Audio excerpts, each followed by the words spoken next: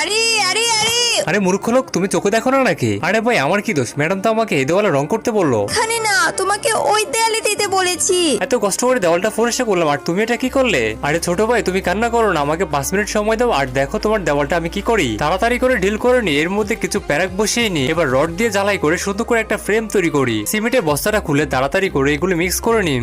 এই তো এবারে এই মিক্সার গুলো সুন্দর করে ফ্রেমের উপরে লাগিয়ে নি। এই তো স্ট্রাকচারটা কেবলমাত্র ফুটে উঠেছে। বন্ধুরা এটা কিসের স্ট্রাকচার হতে পারে? যদি তোমাদের জানা থাকে তাহলে অবশ্যই কমেন্টে লেখো। আর শেষের দৃশ্য দেখলে তোমরা চমকে যাবে, কিন্তু তা দেখার আগে হে আল্লাহ, এই জান্নাতি পাথর দেখে যে শেয়ার করে দিবে তাকে মরার আগে একবার হলেও মক্কা হজ করার তৌফিক দান করুন। এবার আমাকে তাড়াতাড়ি করে এগুলো রং করে নিতে হবে। গাছ থেকে কিছু কাঁচা অরেঞ্জ ফের এগুলো খোসা দিয়ে আমাকে সবুজ কালার রং তৈরি করে নিতে হবে। এই তো হয়ে গিয়েছে। এবারে ফলটা নিয়ে আমাকে খোসা দিয়ে সুন্দর করে অরেঞ্জ কালার রং করতে হবে। তোমার ফাগুলো এই বাটিতে রাখো। এবারে নোংরা পানিগুলো দিয়ে আমাকে কালো কালার রং করে নিতে হবে। এই তো হয়ে গিয়েছে। ছোট ভাই দেখো এবার আমি তোমার দেওয়ালটাকে কি করেছি, অসাধারণ। এই তো পুরো রিয়েলিস্টিক